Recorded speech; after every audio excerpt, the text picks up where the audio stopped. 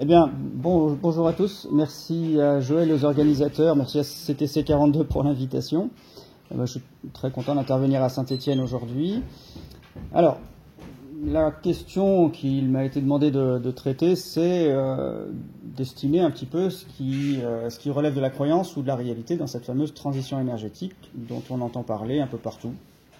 Désormais partout, on a vécu un été difficile sur beaucoup de plans.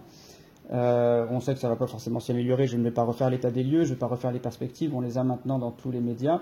Mais là, on va questionner cette promesse de transition énergétique et puis sa réalité. Je serai peut-être un peu technique sur certains éléments, donc on essaiera d'échanger quand même un maximum. Si vous avez des questions un peu précises, on les gardera pour la fin. Voilà, c'est mieux comme ça. J'avais oublié de lancer le micro, ce sera plus agréable pour tout le monde.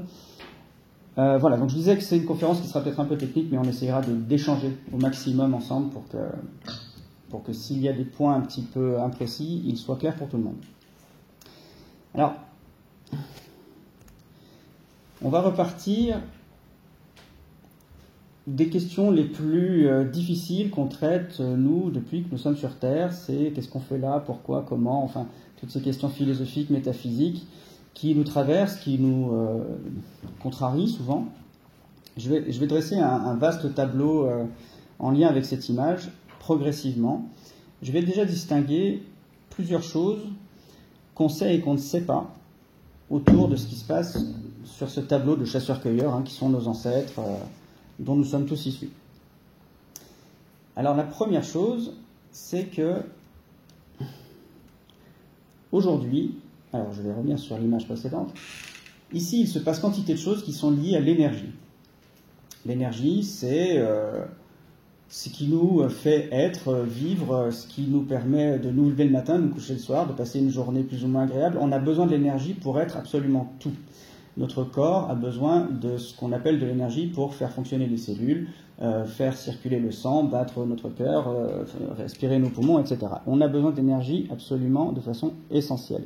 Ici, les chasseurs-cueilleurs capturent l'énergie de multiples façons dans leur milieu. Retenez qu'ils capturent l'énergie. Ils puisent l'énergie dans leur milieu de multiples façons. Ils chassent, donc ils se nourrissent, ils mangent des animaux.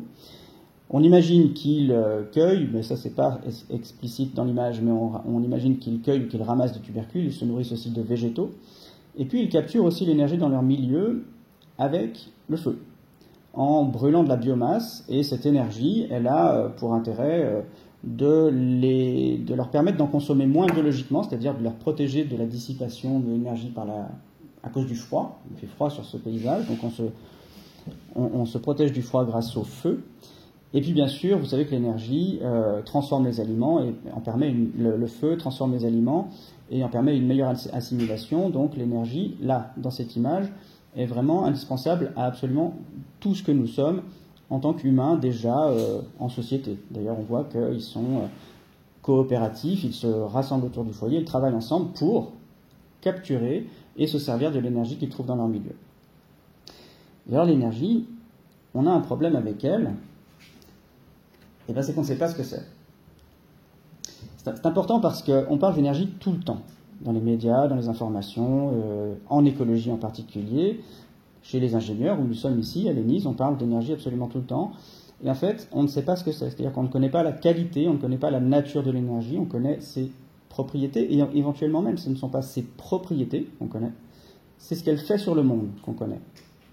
On connaît son influence sur le monde. On sait que l'énergie, en fait, finalement, c'est une unité de mesure de la capacité d'un système à se transformer ou à générer des transformations. C'est une quantification des transformations qu'on observe dans l'univers. Tout ce qui bouge, qui a bougé, qui est transformé, qui se déplace, qui change d'état, qui change de forme, qui chauffe, se refroidit, tout ça ne se fait que parce qu'il y a de l'énergie dans le milieu et ça consomme de l'énergie. Mais en revanche, je ne sais pas ce que c'est. Donc je suis obligé de repartir de cette vérité, de cette vérité de questionnement. C'est une vérité qui n'en est pas une. Finalement, on est sûr de ne pas savoir ce que c'est que l'énergie. Et comme on est sûr de ne pas savoir ce que c'est que l'énergie, on est obligé de l'aborder un peu par l'extérieur. C'est ça qui nous pose problème, c'est qu'on n'est pas sûr d'en connaître vraiment les qualités intrinsèques, si elle en a même. Et vous voyez que je vais essayer de dérouler aujourd'hui une description des approches confuses que notre vocabulaire et nos savoirs ont de quelque chose dont on ne connaît pas la nature, qui est l'énergie. Et je suis obligé, pour avancer dans mon déroulé, de circonscrire ce qui fait partie dans les sciences de ce qui relève du consensus scientifique et ce qui relève de la recherche, de l'exploration, de l'expérience de laboratoire, et ce sont deux choses fondamentalement différentes. D'un côté, il y a des choses que des penseurs, des chercheurs, des amateurs ou des professionnels, des diplômés ou pas, ont découvert au fil de l'histoire, et qui font désormais consensus, c'est-à-dire que lorsqu'on essaye de retester les hypothèses au sujet de ces savoirs, de ces connaissances, on le vérifie systématiquement, ou au moins suffisamment pour dire que, pour l'instant, on admet ce qu'on sait comme étant, au moins, sinon universel en tout cas, le savoir reconnu commun dans la communauté scientifique. Et le consensus scientifique, il n'y a pas tant de choses que ça, dont on soit sûr aujourd'hui. Le consensus scientifique, par exemple, alors je ne vais pas détailler parce que c'est des choses un peu techniques et que moi-même je ne maîtrise pas, je suis tout à fait franc. Mais par exemple, une chose dont on ne parle jamais mais qui est centrale en physique, c'est le principe de moindre action. Est-ce que quelqu'un a déjà entendu parler du principe de moindre action ? Bon, personne n'a entendu parler du principe de moindre action.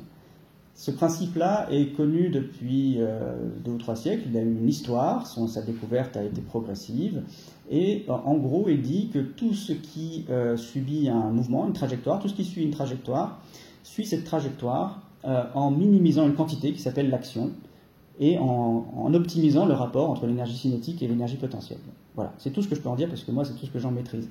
Ce qui est sûr, c'est que c'est un principe universel qui fonde toute la physique et tout le réel. En fait, tout le réel est appuyé sur ce principe de moindre action, dont les extensions philosophiques et métaphysiques sont extrêmement nombreuses, et peut-être aussi nombreuses qu'on n'en parle jamais, mais ce n'est pas le sujet d'aujourd'hui. En tout cas, il y a là consensus scientifique sur la connaissance du principe de moindre action. Les lois de conservation sont un consensus aujourd'hui universel, ou en tout cas scientifique. Toutes les transformations de la matière, de quelque façon qu'elle se soit, à partir du moment où on mesure suffisamment à grande échelle les transformations observées, conservent tout ce qui s'y déroule, les quantités d'énergie, de matière, tout est conservé. Les lois de conservation sont universelles. Alors on peut s'amuser. Les lois de conservation, c'est quelque chose de très important parce que ce n'est pas une évidence à la naissance chez l'enfant, c'est quelque chose qui se construit.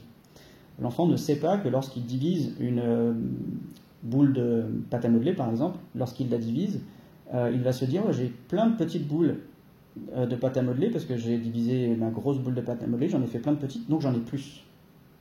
Et ça, c'est quelque chose de très enfantin que parfois on retrouve chez certains adultes. Alors qu'évidemment, quand on divise une boule de pâte à modeler, on peut la diviser autant qu'on veut, on en a toujours autant. Il n'y a pas de création de matière lorsqu'on a divisé une pâte à modeler. Et ça, les lois de conservation, c'est aussi fondamental en physique que troublant pour l'esprit parfois, et pas un acquis à la naissance. C'est une construction qui est parfois fragile. Certains hommes médiatiques ont tendance à dire qu'il n'y a pas de limite planétaire, par exemple. Ben ça, c'est une violation des lois de conservation. Parce que la quantité de matière qui existe sur la Terre, on ne peut pas l'augmenter. Si on la disperse dans l'environnement, il n'y en aura jamais plus. Je vous en prie, asseyez-vous. Je viens à peine de commencer. Donc on était en train de décrire ce qui relève du consensus scientifique versus ce qui relève de la recherche. Je continue à décrire et à expliquer ce qui relève du consensus aujourd'hui. Les principes de la thermodynamique, dont je viens d'évoquer l'un d'eux, qui est l'entropie, qui se décrit de multiples façons, soit une augmentation du désordre, soit une dispersion des éléments irréversibles. Moi, j'aime bien parler d'irréversibilité, c'est le terme qui me convient le mieux. On peut parler aussi d'atteinte de l'état le plus stable pour les systèmes après une transformation, après les transformations.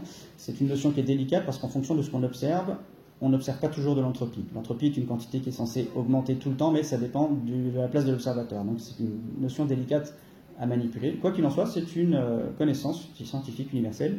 Elle fait, la thermodynamique fait consensus. La thermodynamique comprend bien sûr une loi de conservation, c'est celle de l'énergie. Voilà. Donc là, on voit bien qu'il y a des choses sur lesquelles on peut s'appuyer de façon solide en sciences et en physique. La relativité générale, aujourd'hui fait consensus. Ça ne veut pas dire que c'est le modèle absolu définitif, un petit peu comme pour la gravitation. Depuis Newton jusqu'à Einstein, le modèle a changé, mais par contre les pommes tombent toujours sur Terre quand on les lance. Voilà, donc Il y a une différence entre le fait de savoir que les pommes tombent toujours sur Terre et les modèles qu'on met en place pour comprendre pourquoi les pommes tombent. Peut-être on trouvera un autre modèle que la relativité générale pour expliquer pourquoi les pommes tombent. Voilà. Cependant, aujourd'hui, la relativité générale, restreinte et générale, sont des consensus scientifiques. Le hasard fondamental, je ne rentre pas dans le détail, mais aujourd'hui on sait que le réel est sous-tendu par un hasard fondamental. Tout n'est pas intrinsèquement, fondamentalement déterminé, mais c'est un sujet de discussion à la fois philosophique et métaphysique et physique. Quoi qu'il en soit, le hasard fondamental est aussi un sujet de discussion qui fait consensus. Les structures dissipatives, que je définis rapidement, ce sont des structures qui acquièrent des propriétés qui ne sont pas, je simplifie, qui ne sont pas contenues dans les éléments qui constituent ces structures. Nous sommes des structures dissipatives, par exemple. Si on disperse du carbone, du phosphore, un peu de fer, beaucoup d'eau, de l'azote, et tous ces éléments qui nous constituent, d'ailleurs ils sont là dans notre environnement, et si on les réunit et qu'on essaye de faire un être vivant avec, on ne va pas y arriver. Pourquoi ? Parce que il faut que le réel, l'histoire, l'évolution, ait fait se rencontrer ces éléments-là, un contexte particulier, par exemple une petite mare avec de l'eau et de l'énergie, qui font que ces éléments se sont associés de façon très spécifique, et qu'ils ont dissipé de l'énergie et qu'ils ont acquis des propriétés qui n'étaient pas là, enfin qui n'étaient pas contenues dans chaque élément tenu indépendamment les uns des autres. Donc les structures dissipatives acquièrent des propriétés parce qu'elles dissipent de l'énergie. Ce qu'on a vu tout à l'heure, les êtres qui étaient autour du feu capturaient l'énergie pour maintenir leur capacité dissipative, on dit ça, hein, ils sont traversés d'un flux d'énergie, donc ils stockent une partie, et puis ce flux d'énergie maintient leur activité métabolique, mais leurs cellules, lorsqu'elles sont... une cellule, lorsqu'elle décède, lorsqu'elle s'arrête de vivre, les éléments qui la constituent retrouvent l'état inerte, et la structure dissipative ne fonctionne plus, elle ne dissipe plus d'énergie. Donc ça c'est important pour la suite, on va essayer de le retenir. On est toujours dans les consensus bien sûr, la théorie de l'évolution qui progresse et qui évolue elle-même. C'est très intéressant parce qu'elle n'est plus la même qu'il y a 100 ans et depuis Darwin lui-même. Elle a évolué, elle se perfectionne, elle se précise, et elle est de plus en plus à la fois complexe et ambiguë, parce que la théorie de l'évolution n'est pas quelque chose de simple en soi. En revanche, ce qu'elle dit, elle fait consensus. C'est-à-dire qu'on sait qu'aujourd'hui, les humains qui sont là, qui sont aujourd'hui dans la salle, sont le résultat de l'évolution. C'est ça qu'on ne remet pas en cause, qui fait consensus aujourd'hui. Une autre chose qui fait consensus aujourd'hui, je ne vous l'apprends pas, c'est le dérèglement climatique, ou réchauffement climatique, ou chaos climatique d'origine anthropique. Son origine anthropique ne fait pas débat, il y a consensus. Il y a d'autres choses. Il n'y a plus débat, tout à fait, mais ça fait théoriquement un moment qu'il ne devrait plus y avoir débat, mais en tout cas aujourd'hui c'est sûr, il n'y a plus de débat. En revanche, et c'est là où nous allons commencer à explorer ce rapport, la croyance ou la réalité en ce qui concerne l'écologie et l'énergie en particulier, il n'y a pas consensus scientifique, et c'est très important, sur la capacité de l'humanité à s'autodéterminer ou être libre. Je suis désolé, j'aborde un sujet qui ne devrait pas forcément être traité aujourd'hui, c'est juste pour le dire. Bien sûr que nous avons la certitude d'être libres, moi aussi. Mais aujourd'hui, la science ne sait pas si c'est une illusion ou si c'est vrai. Donc, je n'aurai pas de réponse, je ne vais pas vous la donner aujourd'hui, je ne vous donnerai même pas la mienne. Il n'y a pas de réponse au niveau scientifique. Donc, c'est un sujet de débat, il n'y a pas de consensus scientifique, retenez ça. On ne sait pas si l'humanité peut décider de son orientation évolutive. Peut-être oui, peut-être pas. En tout cas, on ne peut pas l'affirmer. Ça, c'est un point important.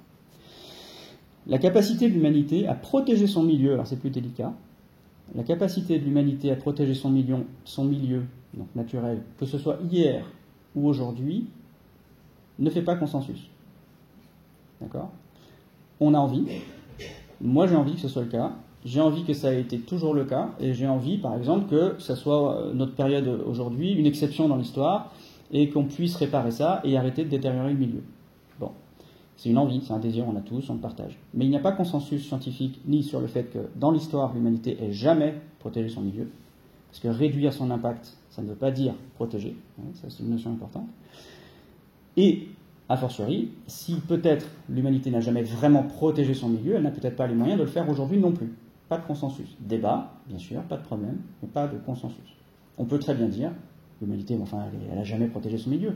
Et on peut même ajouter comme argument, mais en fait, les êtres vivants, ils n'ont jamais protégé leur milieu. Jamais. Depuis que les premières cellules sont apparues dans cette petite mare avec de l'énergie et du phosphore, du potassium, etc., et du carbone, elles ne protégeaient pas leur milieu, elles absorbaient les ressources, elles se structuraient, et puis elles rejetaient leurs déchets, et voilà, elles interagissaient avec leur milieu, mais elles ne le protégeaient pas. Elles le complexifiaient, elles pouvaient en faire quelque chose qui les arrangeait, elles pouvaient en augmenter le confort, le bien-être pour elles. Attention, c'est une projection anthropocentrée, mais bon, ça ne veut pas dire qu'il y avait protection du milieu, c'est très important. Et alors, nous, du coup, si nous sommes... Ah oui, j'oubliais bien sûr le sujet d'aujourd'hui. Il n'y a pas de consensus sur la capacité de l'humanité à opérer une transition énergétique. La science ne peut pas affirmer aujourd'hui que l'humanité est capable de faire ça. Et d'ailleurs, on ne l'observe pas, ça va être l'objet du déroulé. Alors les conditions à l'existence, celles qui sont communes à la fois aux êtres vivants et à nous, selon en tout cas ce que j'en comprends moi, les conditions à l'existence, c'est-à-dire il faut qu'elles soient réunies pour qu'un être vivant existe. C'est bien sûr qu'il y ait de l'énergie, structure dissipative. Il faut que la structure puisse s'assembler. Elle a besoin d'énergie et de ressources. Il faut que sa structure, des salades, des lézards, ou des bactéries, on est d'accord, on parle bien des êtres vivants dans leur ensemble. Hein. Donc pour nous, c'est l'alimentation, la capture d'énergie. Voilà. Mais il faut de l'alimentation, il faut de l'énergie. Il n'y a pas le choix. La santé, ça veut dire que pour nous, il faut que notre corps fonctionne bien. Pour une bactérie, un lézard ou une laitue, ça veut dire que son métabolisme est fonctionnel. Il n'y a pas de parasites, il n'y a pas de virus qui perturbent le métabolisme. Entre guillemets, on pourrait dire que l'organisme est en bonne santé. Mais ça, c'est une condition à l'existence. Si le métabolisme est perturbé, la structure ne peut plus dissiper correctement l'énergie, elle s'effondre, elle meurt. Il n'y a plus existence, en tout cas pour l'objet dont on parlait.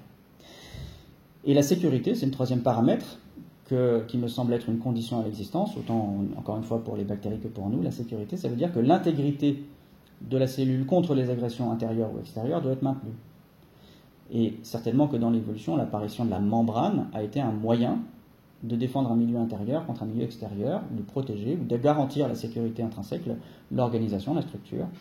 Et vous voyez que là, on a trois conditions à l'existence qui sont finalement partagées par tous les êtres vivants, dont nous. On ne les appelle pas tout à fait de la même façon qu'on pourrait le dire pour un ensemble de bactéries. On appelle ça l'alimentation, la santé et la sécurité, mais on voit bien que ce sont des paramètres qui correspondent à finalement n'importe quelle structure dissipative vivante. Encore une fois, est-ce que ça va? Est-ce que je ne suis pas trop technique? Est-ce que c'est suffisamment accessible? Parfait. Il faut distinguer les conditions à l'existence des besoins qu'on peut définir aujourd'hui, comme par exemple la réduction de l'effort. Quand on essaye d'obtenir un résultat, les êtres vivants et nous en particulier, on essaye de le faire en minimisant la dépense d'énergie. Mais ce n'est pas une condition à l'existence, c'est quelque chose qui vient ensuite. Chez les êtres humains, qui sont une espèce coopérative, le statut social, l'estime de soi, sont des besoins qui garantissent un meilleur état d'être. Mais ce n'est pas une condition à l'existence. Vous voyez ces différences-là qui sont importantes? Pour le vivant, la recherche d'informations dans le milieu, le sexe, la reproduction, le besoin d'affection pour les animaux sociaux, de communication, de plaisir, de maintien de l'homéostasie, tout ça sont des choses qui viennent en plus des conditions élémentaires à l'existence. Nous, ce qui nous intéresse ici, c'est vraiment ce qui met en péril les conditions à l'existence. Et il se trouve que nous, dans notre histoire, nous sommes une espèce qui, en capturant un peu mieux l'énergie dans son milieu, et c'est ce graphique qui va vous le montrer, a un peu mieux garanti les conditions à son existence. Un peu mieux. Au début, un peu mieux. Et puis, au fil du temps, de mieux en mieux. Alors ici, vous voyez cette échelle logarithmique qui écrase les valeurs de la démographie. Donc vous avez 1 million en bas à gauche d'êtres humains, 10 millions, donc il y a un facteur 10 entre chaque palier. C'est pour mieux voir la courbe qui est normalement une exponentielle qu'on ne verrait pas tellement elle est raide sur la fin. Donc vous voyez qu'il s'est passé quelque chose à moins 40 000, moins 35 000 ans. Il y a eu une amélioration technique et l'humanité d'alors est passée de 1 à 6 millions d'êtres humains assez rapidement et ensuite a atteint un plateau. Les améliorations techniques concernaient essentiellement la chasse, selon en tout cas la capture d'énergie, donc selon en tout cas ce qu'il s'en dit aujourd'hui, avec l'invention de lances à propulseur, d'outils à propulseur qui permettaient de chasser de plus loin, mieux, et d'être en meilleure sécurité, donc au final de capturer mieux d'énergie, plus d'énergie dans de meilleures conditions. Et il y a eu le harpon, un peu plus tard, pas là, mais un plus tard, l'arc, etc. Donc, quantité d'outils qui ont permis de garantir une meilleure alimentation, une meilleure capture d'énergie, ou aussi une meilleure défense contre le fait que nos prédateurs nous enlèvent notre énergie, nous mangent. D'accord? Ça marche aussi dans l'autre sens, c'est-à-dire que l'énergie, il faut en obtenir, puis il faut éviter d'en perdre. Okay? Parce que refaire des enfants, c'est une dépense énergétique, donc moins on en perd, et mieux on sécurise la population. Vous comprenez, il y a toujours ce rapport entre prédation et reproduction, évidemment. Donc un plateau a été s'est stabilisé à peu près entre moins 35 000 et l'apparition de l'agriculture, progressivement, puis avec une accélération, et on est passé ensuite de 5 à 6 millions à 200 millions. Je fais rapidement parce que c'est quelque chose que vous pourrez retrouver dans nos interventions, et notamment pas les miennes. 200 millions en l'an 1, et puis 500 millions autour du XVIe siècle. Aujourd'hui, vous le savez, 8 milliards, pardon. Et vous voyez que cette accélération, à chaque fois, elle s'est faite grâce à des acquis techniques qui ont permis quoi? Une meilleure capture d'énergie dans le milieu. Je passe rapidement, mais l'agriculture, les moulins progressivement qui ont optimisé l'assimilation de l'énergie en permettant de moudre le grain à eau et à vent, on y reviendra.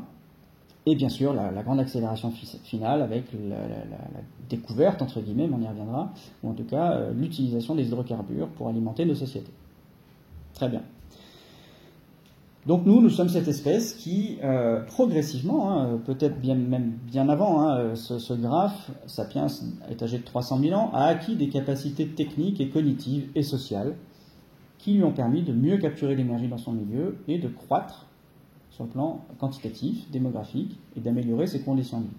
Donc, de défendre sa sécurité, sa santé et son alimentation mieux que les autres êtres vivants autour de cette espèce, autour de notre espèce.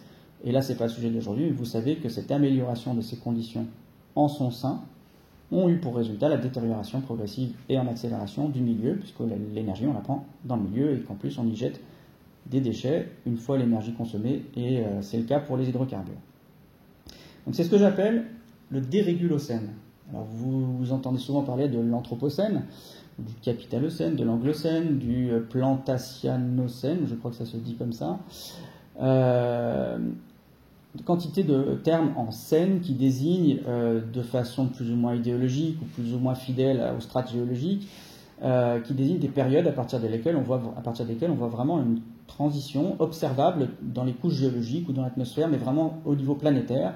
Et bien sûr, il y a débat, débat scientifique pour définir la date et les raisons de cet anthropocène.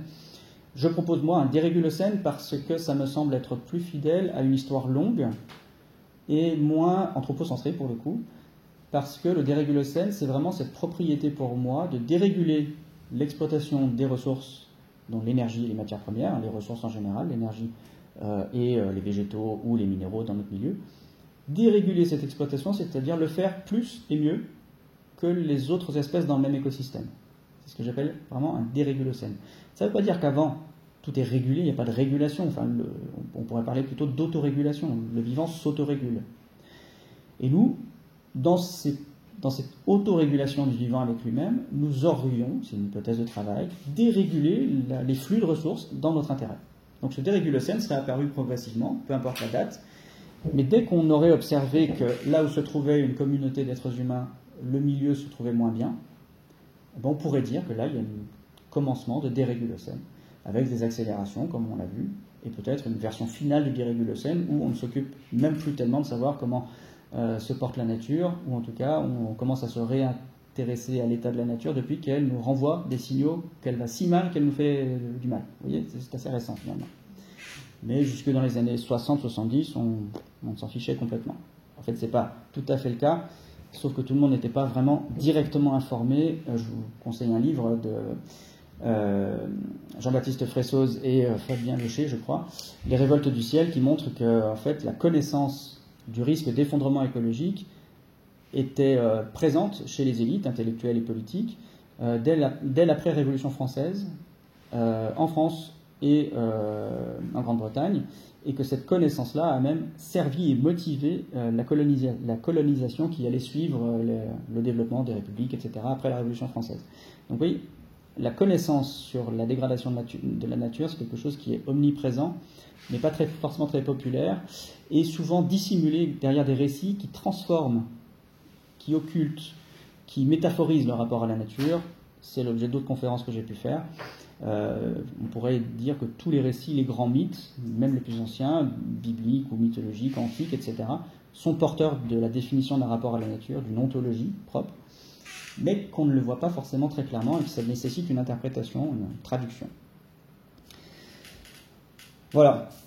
Donc, ce rapport à l'énergie, il a, je vous l'ai dit, des effets sur le réel, et nous consommons évidemment beaucoup d'hydrocarbures. Et ces hydrocarbures, c'est vraiment notre problème majeur. Et est-il en passe de se résoudre? Vous le savez? Non, pas vraiment. Alors, là encore, je ne voudrais pas m'attarder trop sur ces éléments que vous trouverez bien mieux décrits par exemple, Jean-Marc Jancovici, mais bien d'autres intervenants dans les grands médias et même parfois sur les plateaux de télé en direct. Il y a même une tribune radio tous les samedis matins, je ne sais plus sur quelle radio, puis je ne devrais pas en parler de toute façon. Donc, en tout cas, sachez que Jean-Marc Jancovici est vraiment présent, et tant mieux, à bien des égards, pour expliquer l'état des lieux et quelques perspectives, même si je pourrais être en désaccord sur certains de ses points de vue, mais en tout cas, son travail pédagogique est indispensable. Et lui, par exemple, ou Greg de Temerman, dont je pourrais vous recommander de suivre les travaux sur LinkedIn ou autre, évoque notre rapport au charbon, qui est celui-ci pour l'avenir, en tout cas pour l'étude que je cite ici. Vous voyez qu'il y a 3 scénarios. En gris, c'est les centrales en construction aujourd'hui, et ça nous mène à 2080, éventuellement plus de centrales en construction, mais quand même des perspectives pas très engageantes. En rose, c'est ce qu'il faudrait faire pour rester sous les 2 degrés, et en bleu, ce qu'il faudrait faire pour rester sous les 1,5 degrés.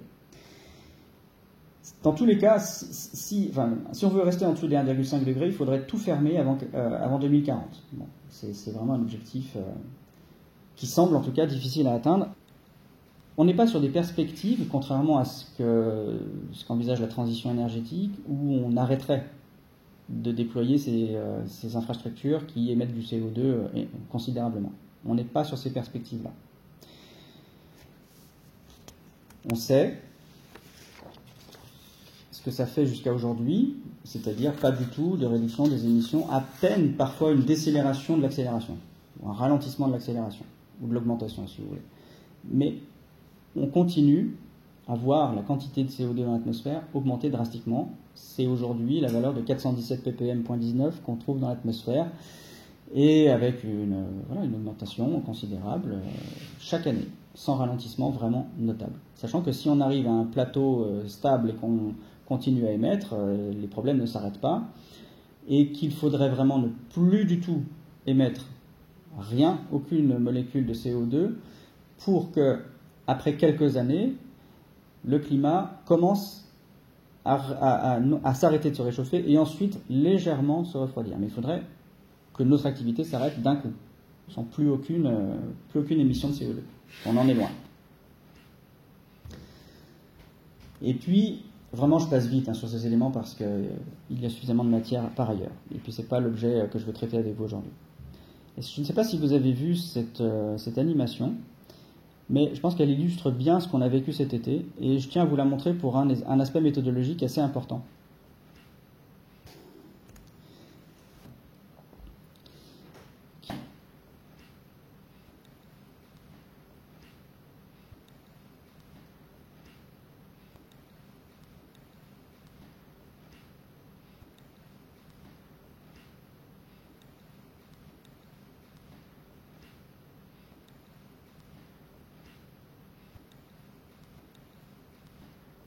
Cette animation montre le décalage vers la droite de cette moyenne de température, et ce qui est important, c'est ce décalage à la moyenne. Au fil du temps, le réchauffement climatique montre que, bien sûr, la moyenne de température planétaire augmente, on est à 1 degré et quelques au-dessus d'il y a 150 ans. Mais ce n'est pas tellement ça qui nous inquiète aujourd'hui, ce sont les écarts à la moyenne. Donc lorsque cette courbe évolue dans le temps, en fait, elle se décale vers la droite, il y a toujours des températures extrêmement basses, donc la moyenne continue à avoir des extrêmes bas, mais surtout, les extrêmes hauts sont de plus en plus fréquents. Et ces extrêmes hauts, c'est ça qui est important à retenir, ils augmentent plus vite que la moyenne de température. Donc le réchauffement climatique a une cadence d'augmentation qui est lié à la quantité de CO2 dans l'atmosphère, mais le réchauffement climatique devient de plus en plus chaotique. Et chaotique pas du bas vers le haut, mais favorablement vers le haut. C'est-à-dire que les températures extrêmes, surprises, qui sont peu prédictibles et très au-delà de ce que l'écosystème naturel est capable de supporter, par exemple, ou de ce que produit l'atmosphère d'habitude, il y en a de plus en plus. C'est typiquement ce qu'on a observé cet été en France, où les extrêmes tutoient des températures, mais même inconcevables, il ne serait-ce que 10 ou 15 ans ou 20 ans, on ne pouvait pas même les imaginer. Et ces extrêmes-là vont devenir, non pas une norme, mais de plus en plus réguliers, chaque été, en Europe en particulier. Vous savez, peut-être vous l'avez remarqué, que ce qu'on a observé cet été en Europe est une tendance, c'est-à-dire que l'Europe est plus exposée que l'ensemble du continent eurasiatique au réchauffement climatique, pour des tas de raisons que je ne pourrais pas vous expliquer là. Mais nous allons subir en Europe plus d'effets du réchauffement climatique que la moyenne continentale. C'est ce qu'on a observé cet été. Et ça, sur le plan méthodologique, c'est très important parce qu'on va parler de la capacité à parler de l'avenir pour l'humanité. Et on va revenir à la transition énergétique. Pour pouvoir parler de l'avenir de façon relativement sûre et solide, comme le proposent par exemple les climatologues qui travaillent pour le GIEC, ou le GIEC lui-même, ou les économistes, ou les politiques, en fonction des groupes auxquels ils appartiennent, tous essayent de parler de l'avenir. Et il faut le faire, ils ont raison. Simplement, parler de l'avenir dans un contexte où cet avenir devient de plus en plus chaotique, ça oblige à distinguer deux choses, c'est-à-dire l'évolution des moyennes, pour lesquelles on peut avoir une trajectoire, on peut avoir des estimations à peu près fiables, et sur cette moyenne-là, personne n'a fait d'erreur majeure, en tout cas pas le GIEC, tout le monde a fait exactement ce qu'on observe, et le réchauffement en tant que tel ne va pas beaucoup plus vite que les scénarios qui inquiétaient déjà il y a quelques années. En revanche, ce qui s'accélère plus que ça n'était prévu, ce sont les extrêmes, c'est-à-dire les événements peu probables, mais extrêmes, et qui finissent par devenir de plus en plus fréquents, alors que les modèles avaient du mal à les prédire. Et on a un gros problème pour l'estimation de ce qui est possible dans l'avenir, ou de l'ampleur des dégâts, et vous avez vu cet été qu'une étude est sortie sur les tipping points, c'est-à-dire ces points de bascule, qui sont en fait plus grands, c'est-à-dire que, par exemple, les effondrements des grands glaciers qui vont faire monter les eaux, les effondrements des écosystèmes, les effondrements du circuit de l'eau, d'une façon générale, c'est un petit peu ce qu'on observe déjà en Europe, malheureusement. Tous ces effondrements, ces points de bascule, il a été montré, ou en tout cas de plus en plus d'études tentent à dire qu'on les a très mal estimés et qu'ils deviennent de plus en plus probables. Mais en fait, il y a une certaine cohérence, et on va essayer de préciser ça. C'est que, vous savez, on a dit tout à l'heure, certains éléments, lorsqu'ils s'assemblent, acquièrent des propriétés qui ne sont pas contenues dans les éléments. C'est le principe de la complexité. La théorie de la complexité dit que un organisme vivant, c'est fait d'éléments finalement assez basiques, pas une quantité infinie, toujours les mêmes. Et puis quand on les met ensemble avec de l'énergie, pas nous, mais quand la nature les a mis ensemble avec de l'énergie, ça fait des choses extrêmement complexes dont on ne comprend pas le fonctionnement interne. Ça, c'est très important. On ne comprend pas ce qui se passe. Et c'est un peu pareil pour le climat. C'est quelque chose. La biosphère, c'est un système extrêmement complexe qui est fait de tendances, mais qui est fait aussi de micro-événements qui ont tous des interactions entre eux et potentiellement des interactions qu'on ne peut pas comprendre parce qu'elles sont plus complexes que tous les modèles qu'on ne pourra jamais prédire. Et en fait, si les scénarios climatiques nous orientent vers les trajectoires que le monde semble suivre, les extrêmes, eux, semblent suivre des trajectoires qu'on est incapable d'estimer. Or, les assemblages de ces événements rares mais extrêmes, comme par exemple sécheresse en France, canicule marine, forêt qui brûle, émanation de méthane, surprise, pas prévue, ou qui accélère d'un coup, ou alors rupture d'un immense glacier comme Thwaites, avec une accélération de la montée des eaux rapide. Tous ces éléments qui sont isolément déjà en soi des points de bascule, une fois mis ensemble, c'est trop complexe. On ne peut pas du tout savoir ce que fera l'atmosphère ou ce que fera la biosphère avec ces éléments mis en synergie. Donc vous voyez que là, on a un problème, à mon sens, méthodologique important qui ne relève pas de la qualité du travail des scientifiques, qui relève, à mon sens, plus de la communication sur le travail des scientifiques. Et c'est deux choses différentes. C'est-à-dire que les scientifiques font ce qu'ils peuvent, et au mieux avec le matériel technique, les méthodes, les savoirs, les connaissances, les calculs, ils font très bien. Mais il y a des choses qui intrinsèquement leur échappent. Ce n'est pas parce qu'ils sont de mauvaise volonté ou de mauvaise foi, c'est parce que la nature est trop complexe pour être comprise par l'humain. D'accord ? Donc je vais me remettre en mode...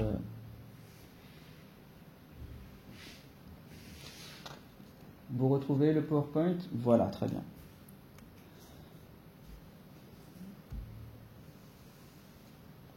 Et nous en arrivons donc à la fameuse transition énergétique, qui, elle aussi, interroge sur des aspects à la fois méthodologiques et communicationnels. C'est-à-dire que, là, je vous ai dit, très fréquemment, on alerte le public sur les risques écologiques à partir des moyennes climatiques. Et tout le monde s'interroge sur les 2 degrés ou les 1,5 ou combien de degrés il fera en 2100. En fait, on s'en fiche. Ou on s'en fiche pas totalement, mais c'est pas ça qui nous inquiète le plus. Ce sont ces tipping points, c'est-à-dire à partir d'un certain niveau d'augmentation de chaleur dans l'atmosphère, il peut se passer des assemblages d'événements dispersés, chaotiques, extrêmes, qui font qu'il y a un grand point de bascule totalement invisible par les modèles. D'accord ? Eh bien, la transition énergétique, elle aussi, je termine là-dessus, cependant la communication scientifique et la communication dans les médias traitent moins ces tipping points. Alors il y a aussi une autre étude cet été qui s'appelle Climate Endgame, dont je vous recommande la lecture, qui fait le bilan critique, c'est une étude qu'il faut vraiment lire dans le détail, qui fait le bilan critique non pas d'une euphémisation volontaire, mais d'une tendance à la relativisation, si on peut dire, des risques par l'ensemble de la communauté scientifique et des communicants sur le climat, pour des tas de raisons, politiques, économiques, d'influence éventuelle, méthodologique. C'est très important, c'est-à-dire que méthodologiquement, il y a des limites, on ne peut pas tout connaître. Donc, cette étude, Climate Endgame, fait le point sur ce qu'on peut et qu'on ne peut pas connaître, et sur la prudence à avoir dans la communication. Parce qu'en fait, on ne sait pas. On ne peut pas dire qu'on maîtrise, par exemple, l'avenir climatique. Personne ne peut se permettre de dire ça aujourd'hui. Et pourtant, on l'entend fréquemment. Et alors, elle aussi, cette transition, elle oscille entre des problèmes méthodologiques, à mon sens, et des problèmes de communication. Et j'aime beaucoup cette phrase de Richard Feynman qui dit « Pour qu'une technologie réussisse, la réalité doit précéder sur les relations publiques, car la nature ne peut pas être dupée. » Cette phrase, en fait, elle résume ce que je disais en introduction, c'est-à-dire qu'il y a des choses qu'on sait, le consensus, c'est la nature, si vous voulez, c'est ce qu'on peut connaître de mieux par rapport à ce qu'est la nature, c'est le consensus scientifique qui pourrait être amélioré, il n'y a pas de problème, mais en tout cas, il y a des choses qui sont solides. Et par contre, la communication, les relations publiques ont tendance à affirmer des choses qui ne font pas consensus en appui sur de la recherche. Alors ça, je le précise maintenant, mais si je pourrais en parler plus tard. La communication scientifique sur l'écologie, mais sur quantité d'autres questions, a parfois tendance à appuyer des affirmations sur de la recherche scientifique. Et cette recherche est parfaitement scientifique. Donc, par exemple, on a parlé de liberté et de libre arbitre tout à l'heure. Il y a des auteurs parfaitement respectables qui ont le droit de dire dans leurs travaux « Moi, je pense que l'humanité est libre et capable de s'autodéterminer, et regardez, j'ai fait une recherche scientifique qui dit ça. » Il a le droit de dire tout ça. Il a un point de vue, il a posé une hypothèse, il a fait une recherche scientifique, avec la méthode scientifique, qui lui permet de dire moi je pense, et j'ai envie de penser que l'humanité est libre. Il a le droit de dire ça. Il n'a pas le droit, bien sûr il a le droit, je ne peux pas l'empêcher, mais il ne devrait pas pouvoir dire, sur le plan scientifique, la science a dit que l'humanité était libre, et dotée de libre arbitre et dotée d'autodétermination. Ce n'est pas le cas. La science n'a pas dit ça. Pas de consensus là-dessus. Il y a de la recherche scientifique, mais ce n'est pas ce que dit la science. Vous voyez ? Et cette frontière-là est très rarement conservée dans la communication scientifique. Pourtant, elle est essentielle pour protéger la science, qui doit elle-même faire la distinction entre ses recherches et ce qu'elle sait. C'était ce que rappelait Richard Feynman. Et alors voilà. Les énergies dites de substitution, je vais vous proposer une définition pour qu'on avance un petit peu sur ce sujet, sur la transition énergétique. Ne lisez pas fort, je vous laisse lire, mais on en reparle juste après.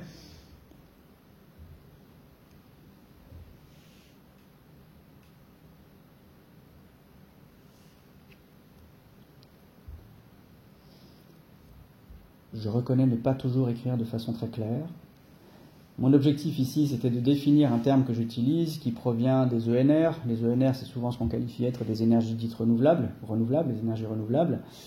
Et puis moi, j'ai besoin de qualifier les infrastructures qui comprennent les énergies renouvelables, donc les éoliennes et les panneaux photovoltaïques essentiellement, et le nucléaire. Parce que c'est une catégorie pour moi qu'il me paraît très intéressant de traiter comme un ensemble, parce qu'elle est traitée comme un ensemble pour les ambitions de transition énergétique, c'est-à-dire que cette transition énergétique s'appuie sur ces technologies.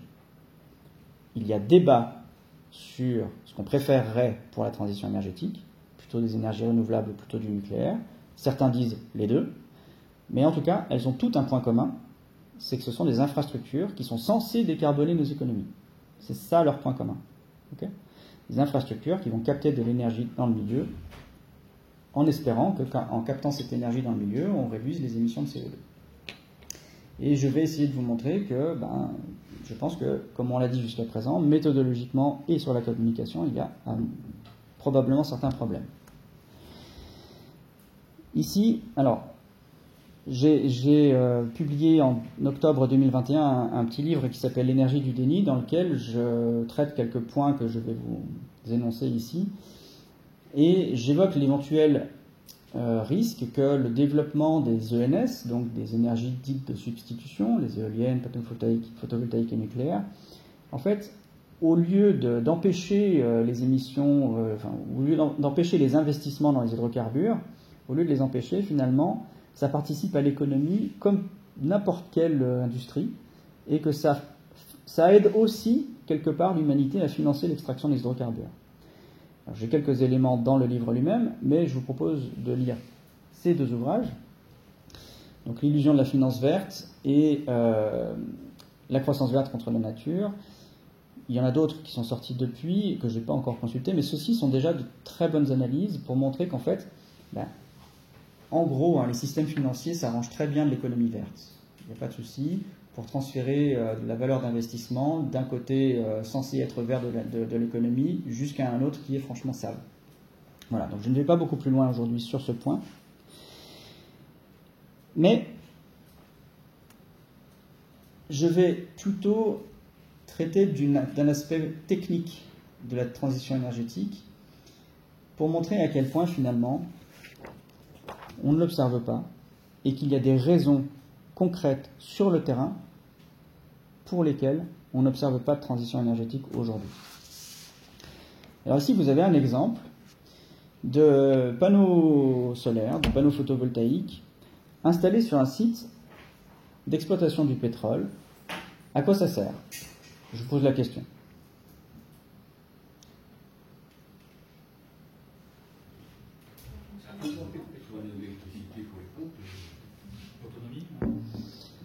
Bon, évidemment, pour extraire du pétrole, alors, il y a 150 ans, pour extraire le pétrole, il suffisait de faire un tout petit trou au milieu des États-Unis et il jaillissait tout seul. Parce qu'il était encore sous pression, pas exploité. Enfin, c'est une image, mais c'est presque vrai. Il y avait des nappes de pétrole qui suintaient sur le sol américain et dans d'autres pays. Aujourd'hui, ce n'est pas le cas. Il est profondément enfoui, donc il faut le pomper maintenant. Il faut le pomper, donc il faut de l'énergie. On parlera tout à l'heure du taux de retour énergétique. Il faut le pomper. Simplement, on ne va pas aller extraire du pétrole en consommant des hydrocarbures. Enfin, bien sûr, on l'a fait jusqu'à présent. Mais c'est assez intéressant pour les industriels de ne pas utiliser les hydrocarbures. Alors d'une part, parce que c'est un peu absurde, y compris pour eux, parce que c'est un circuit fermé, mais en fait c'est intéressant sur le plan économique et technique. On va préciser ça. En tout cas, sachez qu'aujourd'hui, les infrastructures censées être vertes sont directement installées sur des sites d'exploitation de pétrole pour exploiter du pétrole. Alors quand j'ai écrit l'énergie du déni, ce projet n'était pas finalisé, c'était un projet d'installation d'éoliennes offshore, éoliennes flottantes pour alimenter des installations pétrolières et gazières en mer du Nord. C'est fait. Voilà. Donc c'est en cours. Ça va être, je crois que c'est déjà, les premières éoliennes sont déjà branchées.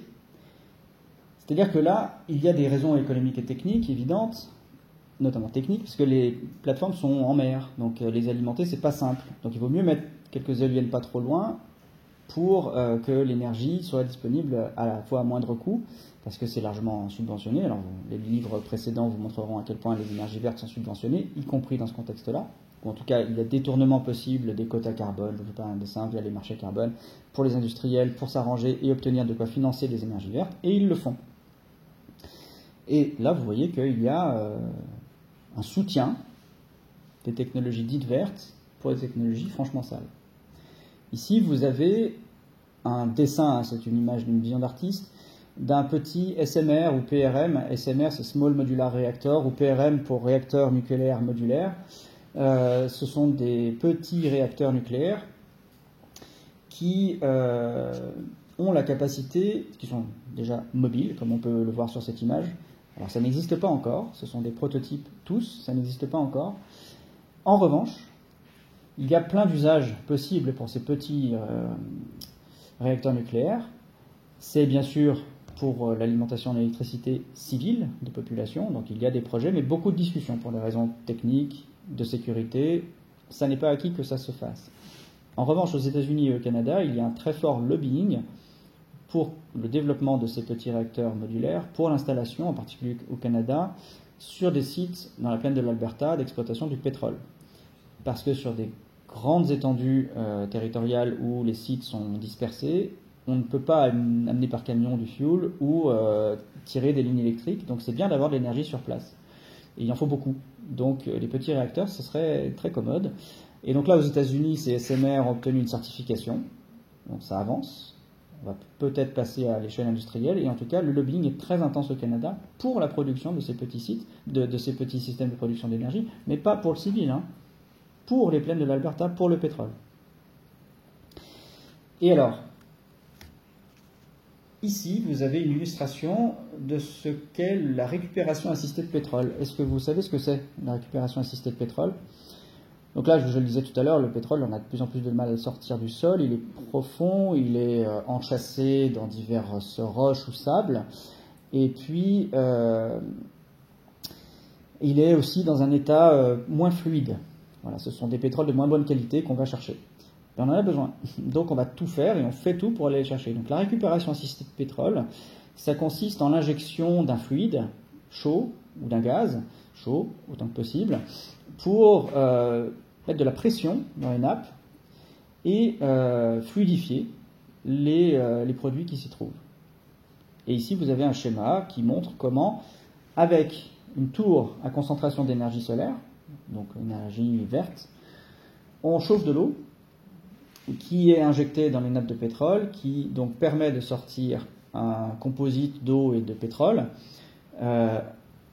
On sort cet ensemble d'eau et de pétrole, on sépare l'eau et le pétrole, bien sûr on utilise le pétrole, on réinjecte, on va réchauffer l'eau avec l'énergie du soleil et on la réinjecte dans le sol en circuit, plus ou moins fermé, parce que ça consomme évidemment beaucoup d'eau, le circuit ne peut pas être totalement fermé. Et au final, finalement, avec cette eau chauffée grâce au soleil, on a sorti plus de pétrole du sol que si on n'avait pas utilisé l'énergie du soleil, l'eau chaude, pour sortir ce pétrole. Donc là, on commence à voir arriver ce que j'appelle moi un renforcement synergique des énergies. C'est-à-dire qu'on utilise de l'énergie censée être verte, non pas pour aider un peu l'exploitation du pétrole, parce qu'elle est... elle a juste besoin d'énergie, mais c'est vraiment pour sortir plus que ce qu'elle aurait sorti si ces énergies n'étaient pas disponibles. Et ça se mesure. C'est pour le pétrole de schiste, c'est ça ? Oui. C'est à chaque fois que le pétrole est difficile à sortir, mais en fait ils vont tous devenir très difficiles à sortir, donc ces systèmes-là, je ne suis pas spécialiste, mais ces systèmes-là ont tendance à se multiplier, et c'est justement ce que j'allais vous dire. La récupération assistée de pétrole, dans un rapport qui a été publié le 1er septembre, il se trouve que les 3/4 des infrastructures, alors, une petite précision, là on parlait de l'eau, qui sert à augmenter la pression dans les nappes pour sortir du pétrole, mais on injecte aussi du gaz, je l'ai dit tout à l'heure, et du CO2 en particulier. Okay. Il existe des systèmes de capture du CO2, d'accord, dans l'atmosphère, plus ou moins performants. Ils sont en développement. Il y en a de plus en plus autour de la Terre. il a été dit donc par cette étude du 1er septembre 2022 que les 3/4 des infrastructures de capture du CO2 servent à injecter du CO2 dans les nappes de pétrole afin d'en extraire plus. Donc voilà où se trouvent les technologies aujourd'hui qui sont censées, d'une façon ou d'une autre, réduire nos émissions de CO2. C'est pas... Alors, c'est sorti le 1er septembre, moi j'avais posé l'hypothèse d'un renforcement synergique par injection de pétrole dans les nappes, il y a donc presque 2 ans, puisque, et même plus que ça, j'avais posé l'hypothèse du renforcement synergique en 2015. Et je n'avais pas beaucoup de matériel pour confirmer cette hypothèse. Malheureusement, ce matériel-là, il arrive. Il arrive en même temps que les émissions de CO2 ne réduisent pas. Donc, je pense que cette hypothèse, peut-être qu'elle sera révoquée, et je le souhaite, mais pour l'instant, 3/4 des systèmes de récupération du CO2 dans l'atmosphère qui servent à augmenter la production de pétrole, ça n'a pas de sens au sens écologique du terme, on comprend bien. D'accord ? Mais c'est très important de voir que c'est ça l'actualité des mix énergétiques actuels. Autre exemple un peu absurde, le port de Newcastle en Australie, qui est le plus grand port charbonnier du monde, c'est un port, hein, c'est pas, on n'exploite pas directement du charbon, là, hein, mais il promet d'être alimenté à 100% par des énergies vertes en 2040. Et c'est très bien. En fait, il ne faudrait pas qu'il y ait ce port. Il faut arrêter aujourd'hui la production et la consommation de charbon. Donc vous voyez comment l'industrie des hydrocarbures utilise de multiples façons l'industrie verte, à la fois sur le plan technique, alors on l'a dit tout à l'heure sur le plan économique, mais aussi sur le plan technique, et puis de l'image. Parce que là, le port, là, c'est pas des quantités astronomiques d'énergie dont il a besoin. Mais par contre, pour l'image, c'est considérable. L'image d'un port de transport du charbon qui est vert, bah ça y est, le charbon est vert. Il n'y a plus qu'un glissement sémantique et c'est fini. Alors, encore une fois, cette hypothèse, moi je préférerais qu'elle soit réfutée et on pourrait se dire que c'est très marginal et qu'il n'y a pas de franc intérêt des industriels à utiliser ces énergies, qu'ils hésitent, qu'ils font des calculs, et puis qu'ils arrêteront un jour parce que vraiment c'est trop grave et les émissions de CO2, ça va pas. Et en fait, il faut aller lire les articles qu'ils publient eux-mêmes ou sur leur site, les sites industriels qui défendent les industries en général et les industries des hydrocarbures en particulier. Donc sur PowerMag, le site PowerMag par exemple, on défend la synergie entre les énergies vertes et l'exploitation des énergies fossiles, parce que les énergies vertes, elles sont de moins en moins chères. Alors on verra comment la tendance évolue avec la crise, la complexité de la situation géopolitique aujourd'hui, mais en tout cas, tendanciellement, les énergies vertes, leur prix a baissé, donc c'est très intéressant pour les exploitants du fossile, parce qu'ils ont moins de coûts de fonctionnement sur site. D'accord ? Ce sont aussi des infrastructures fiables. C'est-à-dire qu'un générateur thermique, globalement, c'est moins fiable que des panneaux solaires. Donc ils préfèrent installer des panneaux solaires sur certains sites parce que aller entretenir un générateur thermique ou remettre du fuel pour le générateur thermique à côté du site d'exploitation, c'est plus contraignant que de mettre des panneaux solaires. Donc ça réduit de 3 à 4 visites par mois. Voilà, ça réduit les visites par exemple à 3 ou 4 par mois au lieu d'un temps de permanence humaine sur site. Il y a moins d'humains sur site, donc ça coûte moins cher. Voilà, depuis qu'ils ont installé des batteries solaires sur certains sites, le temps de fonctionnement est 99,9%, donc c'est parfait. Hein. Il vaut mieux que ça tourne en permanence les systèmes d'extraction de pétrole. Donc dans l'ensemble, les coûts de maintenance sont plus faibles. Alors, dans l'ensemble, c'est peu coûteux. C'est facile à installer. Alors ça, c'est un critère aussi pour les industriels. C'est facile à installer parce que, étant donné que les pétroles, ou le charbon ou le gaz, mais là essentiellement le pétrole, sont de plus en plus difficiles d'accès, il faut aller forer dans des endroits très reculés. Et encore une fois, amener de grosses infrastructures de génération d'énergie sur des sites reculés, c'est contraignant. Donc des panneaux solaires ou des petites éoliennes, c'est parfait, ils le disent. C'est facile à installer. C'est résilient. Alors ça, c'est très important. Pour eux, c'est résilient. Parce qu'il y a moins de maintenance. Et puis quand il y a de la maintenance, tout simple en fait, on remplace un panneau solaire, on vient avec ça sur le pick-up et c'est vite fait. Donc c'est résilient, ça marche bien. Et ça se remet très vite en état. C'est portable, voilà, donc ça se déplace facilement. Et surtout, dans les arguments qu'ils donnent, c'est propre. C'est écrit, je veux dire, ce sont des sites de défense ou de promotion pour leurs clients de l'industrie des hydrocarbures. Et ils disent que c'est propre, donc c'est parfait.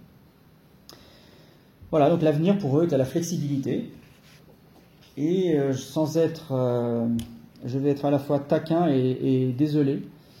La flexibilité énergétique, les systèmes énergétiques résilients, au cœur d'un développement résilient, c'est ce qui est, à mon sens, malheureusement écrit dans les derniers rapports du GIEC. C'est-à-dire qu'on est loin, à mon sens, de ce que devrait être une vraie transition énergétique ou substitution énergétique, dans le sens où, avec cette terminologie-là, on donne de très mauvais signaux à l'industrie. Parce que s'il est écrit dans ces rapports-là que les systèmes doivent être résilients et quelque part polyvalents, il n'y a pas de raison que les industriels n'utilisent pas tous les moyens à leur disposition pour faire ce qu'ils font déjà finalement, c'est-à-dire renforcer la stabilité, la résilience et le développement, puisque les scénarios, et on va y venir, les scénarios du GIEC sont tous écrits sous l'axe du développement. Donc on a un développement résilient avec une forme de flexibilité énergétique, tout mode de production confondu. Et alors on arrive à un point critique, c'est parfait, on est à peu près dans les temps, qui rejoint l'introduction de mon intervention où je vous ai rappelé ce qui était de l'ordre du consensus en sciences et ce qui est de l'ordre de la recherche et puis encore de l'ordre de la communication. Alors, pardonnerez cette boutade sur le fait qu'on n'ait plus de pétrole mais qu'on se fasse des idées. Je pense que c'est le cas aujourd'hui. On est en train d'utiliser, à mon sens, le matériel scientifique qui, comme je l'ai dit, fait ce qu'il peut à juste titre et il a raison d'explorer le réel avec les outils méthodologiques de quantification, de normes,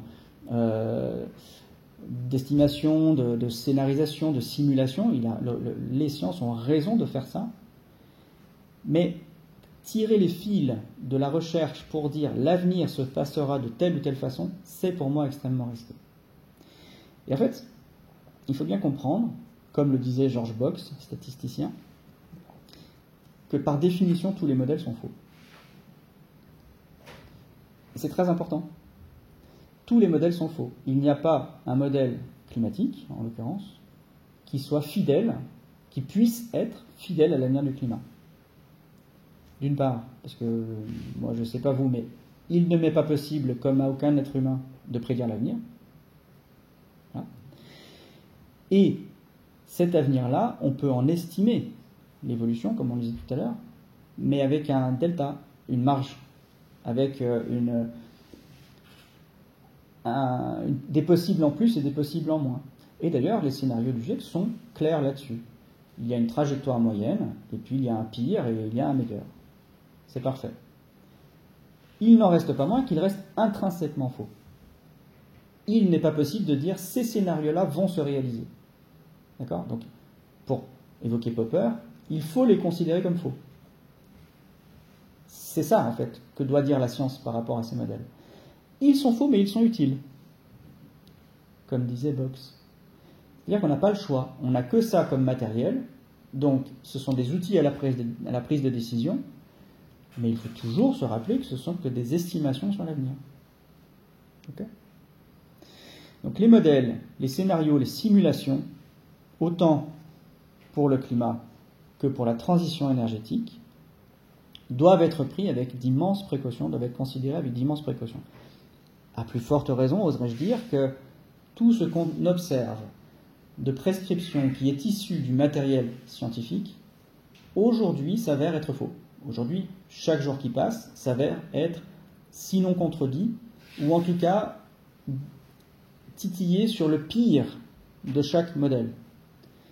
J'en reviens à cette étude, j'ai pas les auteurs mais je pourrais vous donner la référence, Climate Gain, qui s'inquiète du fait qu'on a sous-estimé les risques dans les modèles, dans le matériel scientifique. On a sous-estimé, il s'en inquiète et il propose que pour des raisons éthiques et méthodologiques, on ouvre des champs de recherche sur les pires scénarios, dédiés aux pires scénarios. Parce que le réel a tendance à s'orienter vers les pires scénarios. Okay.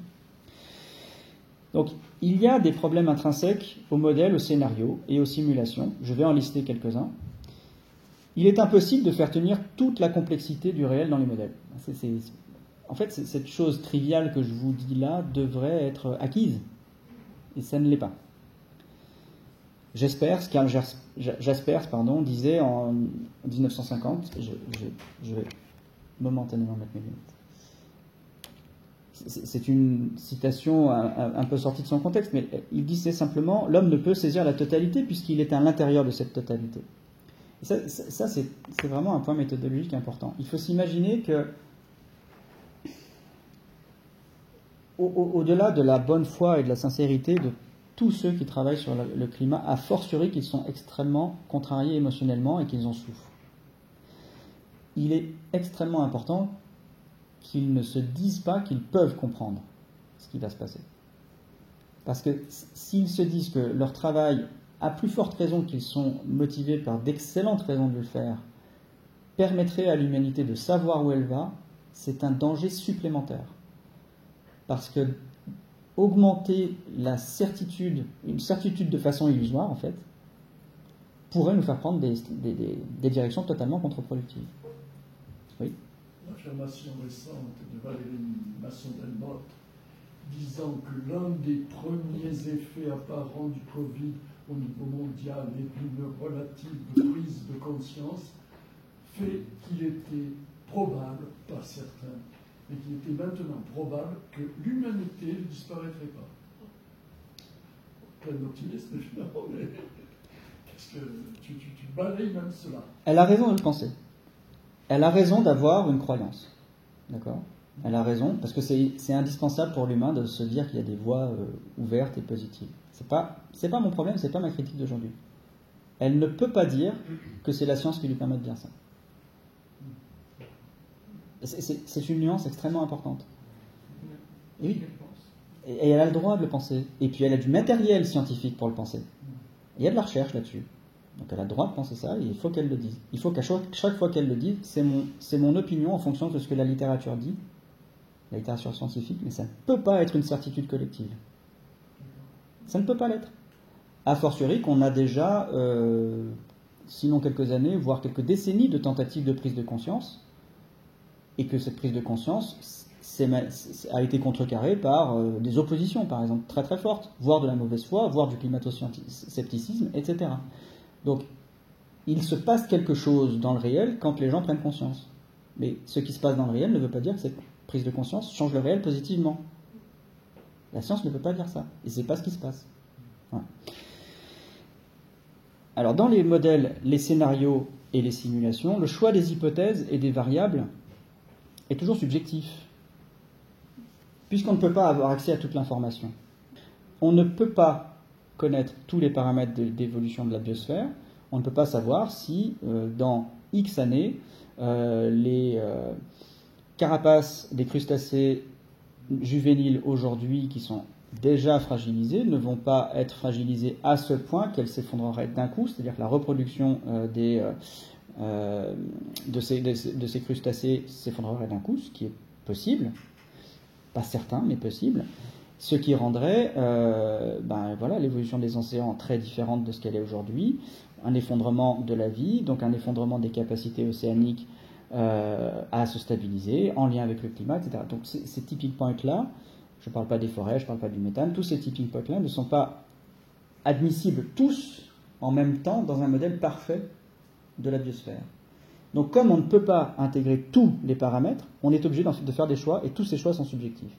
Donc, quand on écoute la science proposer des scénarios et des modèles ou des simulations, il faut toujours avoir en tête que tous ont été élaborés à partir d'une sélection, X ou Y, de paramètres qui sont liés au laboratoire, la ligne du laboratoire, les compétences du laboratoire, les outils du laboratoire, etc., etc. Les connaissances, les compétences des personnes, les financements éventuellement. Enfin, il faut prendre tout ça en compte. Et tous ces paramètres-là sont nécessairement subjectifs. C'est pas grave en soi, mais il faut le savoir. C'est ça que je veux dire. Quelque chose de très intéressant, plus il y a de détails dans un modèle, c'est-à-dire plus on ajoute des paramètres, on aimerait par exemple dire on ne peut pas mettre tous les paramètres, mais la science progresse, donc on en met de plus en plus, donc ça va. Et en fait non, parce que le réel est complexe, chaotique, et que plus on ajoute des paramètres, plus chaque paramètre a ses caractéristiques d'évolution propres qui ne peuvent pas être prédites. Donc en fait, chaque ajout de paramètres ajoute du chaos dans le modèle. Et donc un modèle plus complexe est moins fiable. Et c'est contrariant. Ça veut dire qu'on a pris des décisions politiques, économiques, énergétiques, parfois sur des modèles assez frustes, qui étaient plus performants que des modèles pour définir le réel, parce que les paramètres étaient judicieusement choisis. Alors que si on les avait complexifiés, ils seraient devenus moins performants pour prendre la même décision ou des décisions différentes, ou pour orienter la politique ou l'économie. Plus on ajoute des paramètres à un modèle, moins il est fiable. Et ça aussi, il faut le savoir. Plus on avance dans le temps, plus les scénarios seront imprécis, mais ça c'est assez intuitif. Donc, en fait, les scénarios, je reprends une phrase d'un auteur ou de l'autre, François Vanucci ou Philippe Silbertzan, dont j'ai repris les critiques scientifiques nécessaires des modèles et des scénarios, qui disent que voilà, les scénarios sont souvent ancrés dans le paradigme actuel de leur concepteur. Donc tous les biais en fait que les scientifiques et les techniciens, les ingénieurs éventuellement, tous les biais qu'ils apportent dans leur modèle, eh bien, quelque part figent les interprétations possibles de ces modèles dans les biais apportés par ceux qui l'ont fait. J'espère que ma phrase a été claire. Alors, dans les scénarios de transition énergétique, dont on dispose à foison, il y a beaucoup de scénarios de transition énergétique, plus ou moins nucléaire, plus ou moins énergie renouvelable. Eh bien, vu qu'on ne peut pas tout mettre dans les scénarios, on sélectionne. Et on oublie par exemple, ou on décide par exemple de choix de séquences temporelles. On dit, on va étudier la transition énergétique de là à là, de 2020 à 2050. Et on dit, la transition énergétique est possible, regardez, de 2020 à 2050, ça marche. Et puis après, on ne sait pas. Ça, c'est typiquement un des choix qui peut être fait dans une simulation. Souvent, sinon tout le temps, dans les scénarios, les simulations, les modèles, l'économie est en croissance par défaut. Pourquoi ? Parce que la décroissance est une rupture. Or, les modèles détestent les ruptures. Parce que ça devient, la prédiction elle devient impossible. Il y a trop de paramètres qui changent d'un coup. Donc par défaut, les modèles de transition énergétique sont quasiment tous des modèles de croissance. Et lorsqu'on met de la décroissance dedans, soit on est embêté parce qu'on n'arrive plus à financer la transition, soit elle se fait d'elle-même parce que de toute façon on n'a plus les moyens de financer l'hydrocarbure, soit de toute façon on parle d'une réalité qui est fictive. Et quoi qu'il en soit, elle est fictive et d'autant moins fidèle à la réalité que trop de paramètres sont venus rendre la prédiction suffisamment complexe pour être peu fiable. Une rupture dans les prévisions rend les modèles encore plus incertains. On ne prend pas en compte, par exemple, la difficulté à électrifier. Si on ne fonctionne qu'avec du nucléaire ou des éoliennes et des panneaux solaires, il faut transformer toute l'économie. Certains modèles se disent, on fait la transition et on ne regarde pas trop si vraiment il y a une acceptabilité sociale et si on a l'industrie derrière ou les ressources, par exemple. Voilà. Alors, on va avoir des modèles qui ne vont pas tenir compte des ressources et des modèles qui vont tenir compte des ressources. Et le mariage des deux modèles, c'est quelque chose qui n'est pas fait ou qu'il faudrait faire en méta-étude, mais qui ne veut pas dire qu'au final, la transition énergétique sera possible. Donc chacun des modèles pourra dire, oui, si on ne tient pas compte des ressources ou si on ne tient pas compte de la difficulté à électrifier, c'est possible la transition. Mais chacun dans son cadre. Et oui, si on les remarie, ça ne marche pas. Ça ne marche plus. Les modèles ne tiennent pas compte, par exemple, de la volonté politique ou du coût du futur système. Voilà, vous prenez tous les éléments que je vous dis et vous dites, il n'y a aucun modèle qui comprenne tout ce que je signale là comme étant absent des modèles. La probable augmentation du coût de l'énergie, par exemple, qu'on voit déjà aujourd'hui, pour des raisons circonstancielles qui ne peuvent pas être intégrées au modèle parce qu'on ne peut pas prédire que la Russie allait attaquer l'Ukraine. C'est pas prédictible. Et pourtant, c'est factuel et ça empêche concrètement la transition énergétique. D'accord ? J'ai parlé de l'acceptabilité sociale, les impacts du changement climatique. C'était en Californie, je crois que tu me l'avais signalé. On ne recharge plus, on avait interdit la recharge des voitures Tesla parce qu'elles pompaient trop sur le système énergétique qui était fragilisé par la chaleur. Bon, c'est un exemple. Bon.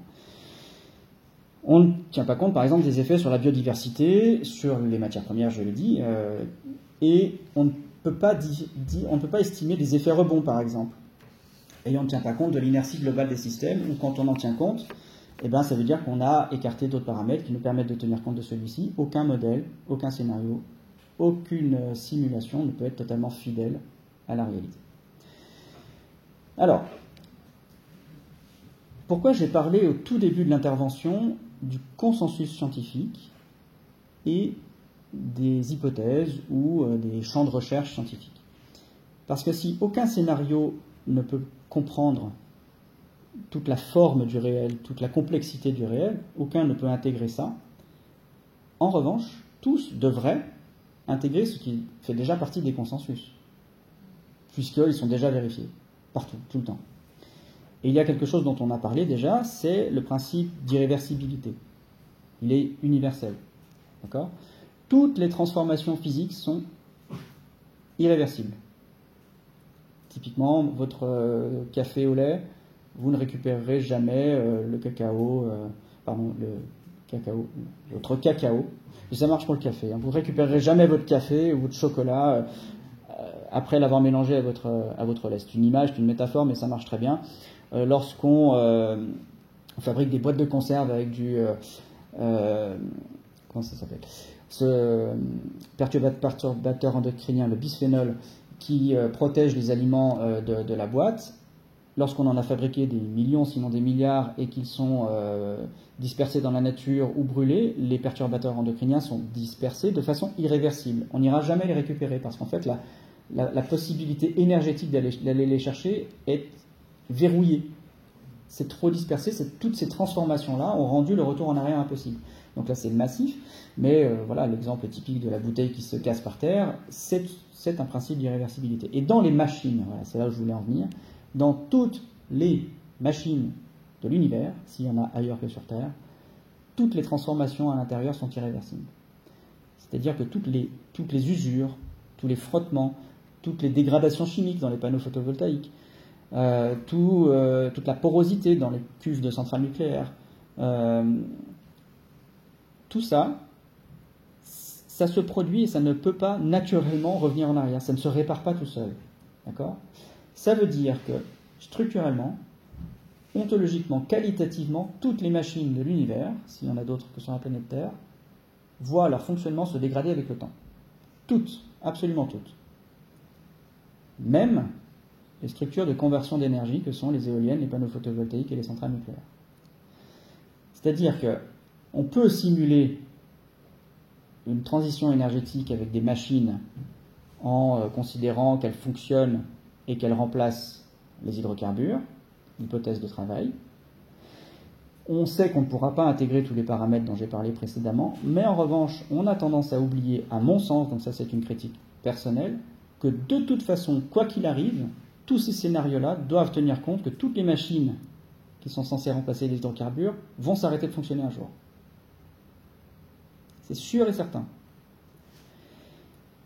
Il est répondu à cela, souvent, que, bien sûr, elles vont s'arrêter un jour, mais elles ont parfois un bon taux de retour énergétique. Qu'est-ce que le taux de retour énergétique ? C'est la quantité d'énergie investie pour récupérer de l'énergie. D'accord ? Quand on investissait de l'énergie au début du XXe siècle dans le monde, pour obtenir du pétrole, on investissait 1 baril de pétrole, on en récupérait 100. C'était beaucoup, c'était très bien. Aujourd'hui, on en récupère beaucoup moins, peu importe les chiffres, en fait, on se fiche des chiffres. Le fait est qu'un taux de retour énergétique, c'est une propriété d'un système. D'accord ? Les machines qui capturent l'énergie dans leur milieu peuvent avoir besoin de peu d'énergie pour récupérer beaucoup d'énergie. C'est très bien. Ça veut dire qu'elles ont une durée de vie. Parce qu'avec toute l'énergie qu'on récupère, en ayant investi un peu, eh ben on peut faire fonctionner un peu une économie, on peut faire fonctionner une industrie, on peut faire fonctionner des mines, parce qu'on a récupéré plus d'énergie qu'on en a investi, et donc on peut les réparer. D'accord ? Sauf que ça, c'est une propriété intrinsèque. Elles ont de bonnes compétences, elles sont performantes, elles sont efficaces, ces machines. Sauf que ça n'est pas une contradiction de l'irréversibilité des principes, de l'irréversibilité des transformations. Ça ne s'oppose pas. Il y a d'un côté une propriété physique universelle, ou une qualité irréductible du réel, qui est l'irréversibilité, et de l'autre une propriété des machines.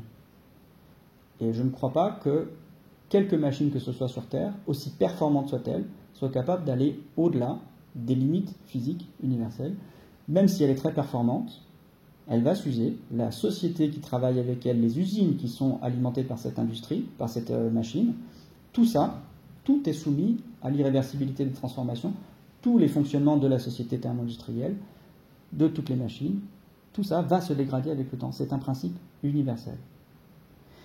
Et je pense, c'est ma critique personnelle, qu'on vous répondra très souvent à la critique que l'entropie gagnera toujours, l'irréversibilité gagnera toujours. Mais non, mais c'est bon parce qu'il y a un très bon taux de retour énergétique. En fait, ça n'a rien à voir. Je pense que ça n'a rien à voir. Et c'est très problématique parce que ça verrouille le débat, on ne peut plus discuter. C'est-à-dire que si, à chaque fois qu'on dit, ben oui, l'entropie va gagner quand même, les systèmes industriels mondiaux, il ne peut pas s'auto-entretenir, ce n'est pas une structure dissipative, on l'a dit tout à l'heure. Le système industriel mondial n'a pas la capacité comme nous de se nourrir d'énergie et de s'auto-fabriquer. Il a besoin de nous qui sommes des structures dissipatives.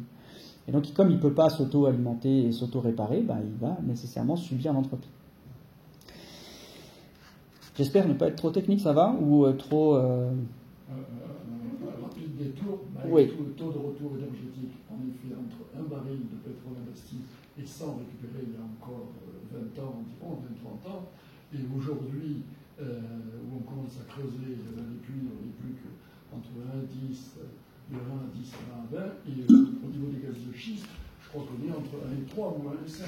Oui. Donc ça s'écroule quand même sensiblement. Mais, il n'y a aucun doute, le taux de retour énergétique, en lui-même, de toute façon, il ne peut qu'aller vers son déclin. Mais en partie parce que, de toute façon, les machines ne se réparent pas toutes seules.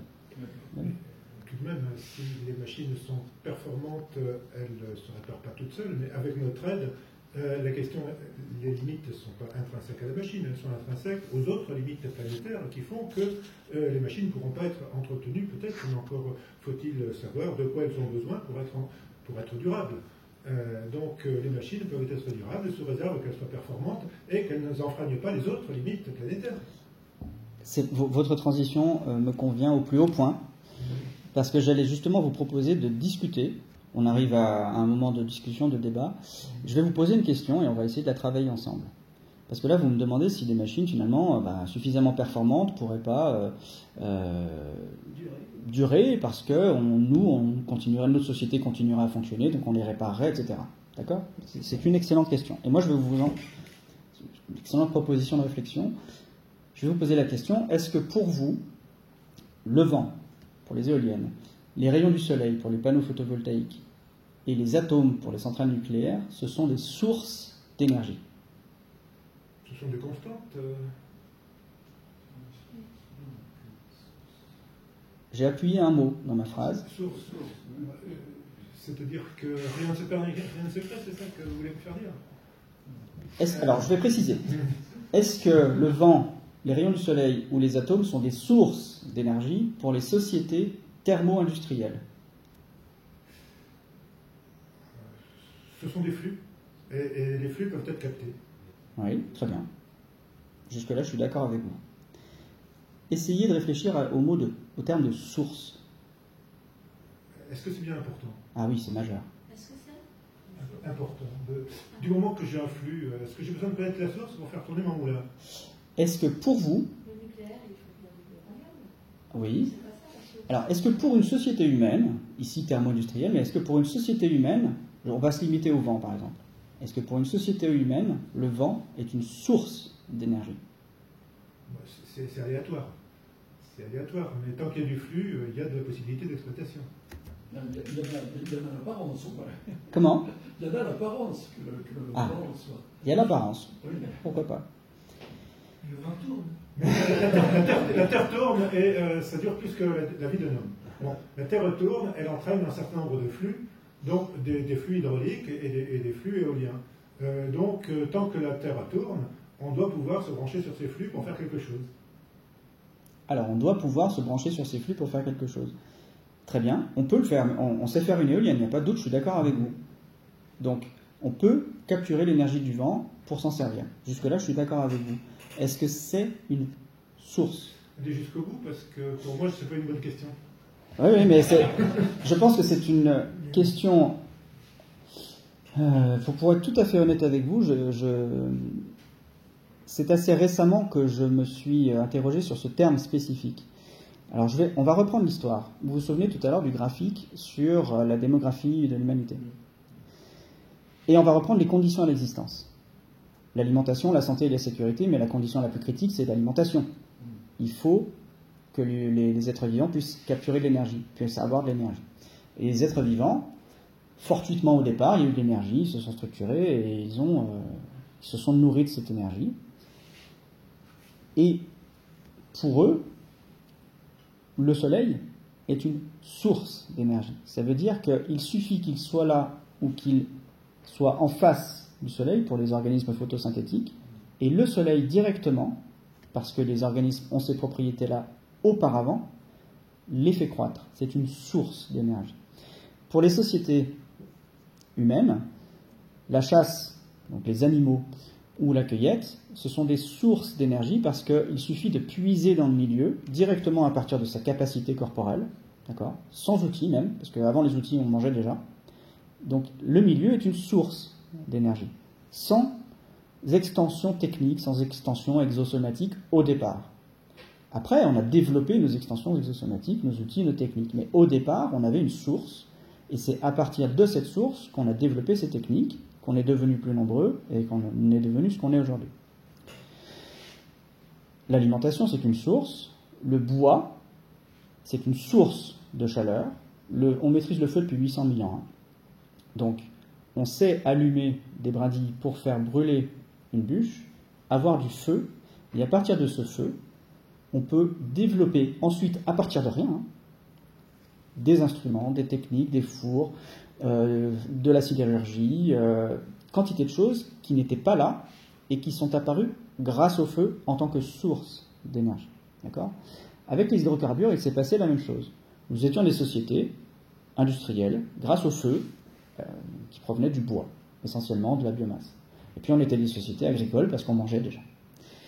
Et un jour, circonstanciellement, nos sociétés ont eu les capacités techniques, politiques, économiques de se dire, au lieu de laisser ce truc gras, pâteux, noir, moche, qui pue par terre, on va le mettre, on va le brûler et ça va être une source d'énergie. Et c'est ce qui s'est passé. Une fois qu'on a commencé à brûler pétrole, gaz et charbon, on n'avait rien d'autre que de capacités préexistantes. On les a fait brûler et ça a augmenté nos capacités industrielles de façon considérable. Et les nouvelles capacités industrielles sont toutes apparues grâce à cette nouvelle source. D'accord ? Maintenant, on se trouve dans les années 60. On a tout. L'agriculture, les hydrocarbures, de l'ingénierie, des savoirs incroyables en sciences, en théorie de la relativité, en mécanique quantique, donc on maîtrise l'atome, et puis on a des capacités d'ingénierie qui font qu'on sait faire des panneaux photovoltaïques et des éoliennes. Est-ce que le vent, les atomes et les rayons du soleil sont des sources ? Les rayons du soleil, vous avez dit que oui pour les chasseurs-cueilleurs. Non, pour les plantes. Pour les plantes, pour la photosynthèse. Pour les plantes. Ouais. Eh bien, très bien. Vous donnez un très bon exemple. Pour nous, les rayons du soleil, on ne peut pas manger les rayons du soleil. Pour nous, ce ne sont pas des sources. C'est une différence qualitative fondamentale. Sinon, on n'aurait pas de problème d'agriculture. Parce qu'on ferait du prana et on se nourrirait du soleil. Ça n'est pas une source. C'est parfait. Donc, dans les années 60, on a plein de techniques et on se dit on va aller capter l'énergie du vent. Est-ce que cette énergie est devenue une source ? Et non. Tout le vivant invente ses machines. Alors nous, elles sont plus complexes que d'autres vivants. Mais voilà, il me semble que le soleil, le vent et les flux de l'eau sont utilisés par tout le vivant. Oui. Surtout, en quoi cela, en quoi cela fait que c'est ce que nous couramment on appelle les énergies renouvelables, les nouveaux renouvelables, ne sont pas pérennes. Ils ne te paraissent pas, je dirais, porteurs de futur. Fondamentalement. Eh bien, parce que comme vous le disiez, que pour nous, l'énergie du soleil n'est pas une source et qu'il faut que nous mangions des organismes photosynthétiques, si un jour nous n'avons plus des organismes photosynthétiques ou des animaux qui ont mangé l'énergie du soleil, c'est les autres limites, du coup. Si nous ne les avons plus, nous n'avons plus accès à la source initiale qui est le soleil. Et nous mourrons. D'accord ? Regardez. Ici, vous avez une projection fallacieuse, c'est-à-dire non scientifique au sens de preuve, de faisabilité, du développement des énergies dites de transition, de substitution, en vert clair, en bleu, là, par rapport au déclin des hydrocarbures. Sauf que les hydrocarbures sont la source historique des sociétés thermo-industrielles pour faire tout, y compris de la chimie, même l'agriculture. C'est vraiment une source. Il a suffi de puiser dans ces réservoirs pour nous alimenter, développer des techniques et arriver jusqu'à aujourd'hui au plateau et au pic et descendre ensuite. Alors que si nous coupons l'approvisionnement dans ces sources-là, nous ne pouvons pas utiliser que le vent ou que les énergies du soleil, ou que les rayons du soleil ou que les atomes pour fabriquer des centrales nucléaires, des éoliennes ou des panneaux photovoltaïques. Il nous faut une source. C'est-à-dire vraiment c'est ce mot-là qui est clé et qui a été une espèce d'éclaircissement de ma réflexion il y a ces quelques mois derniers. Le terme source change tout en fait.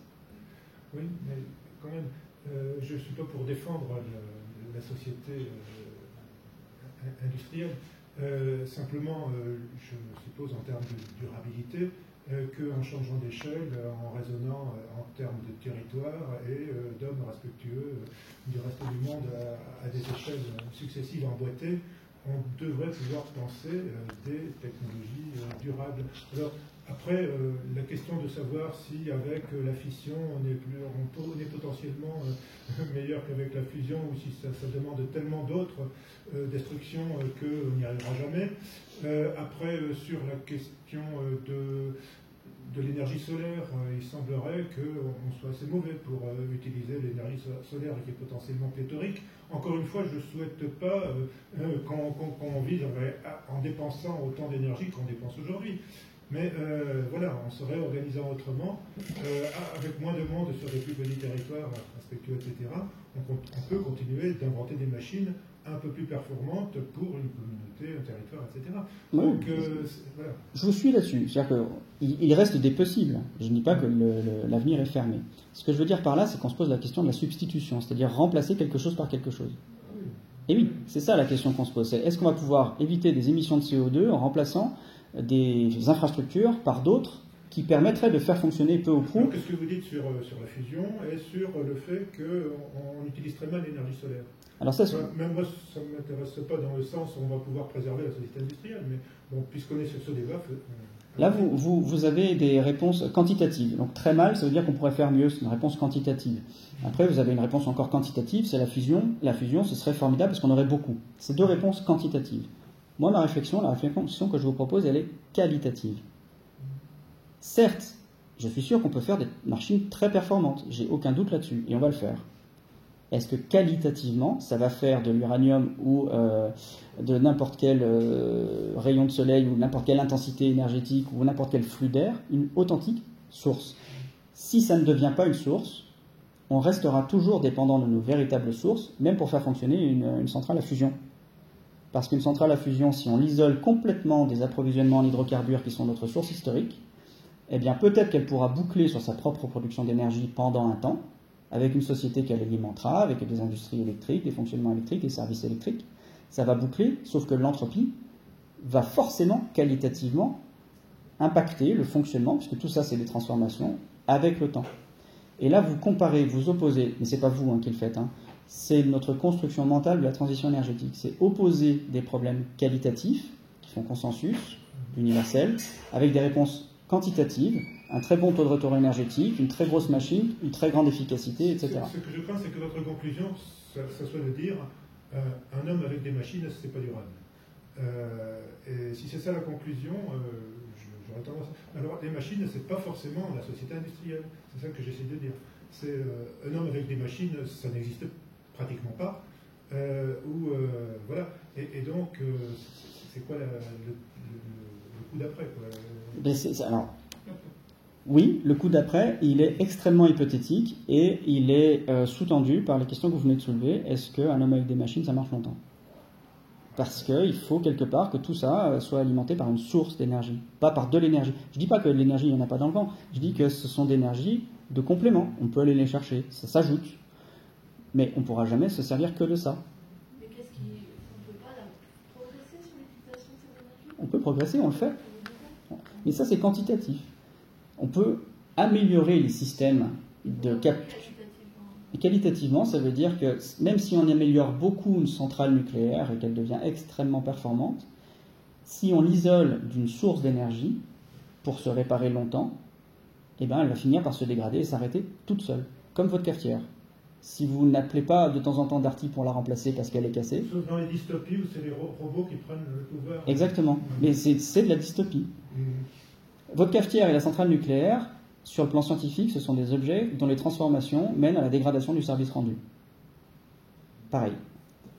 Et on a l'illusion que parce que la centrale parce que les éoliennes sont alimentées par une énergie, ça devient une source d'énergie. Mais ça, c'est une construction cognitive. C'est pas la réalité.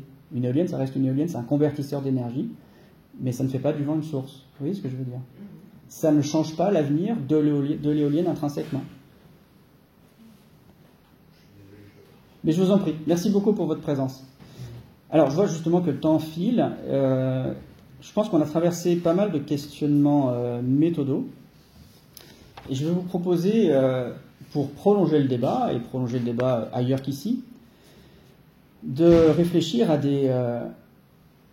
des questions à poser à vos interlocuteurs quand vous voyez bien dans les journaux que les émissions de CO2 continuent à augmenter, que le climat continue à se détériorer et que votre interlocuteur vous répond toujours, mais il y aura forcément une transition énergétique. Voilà.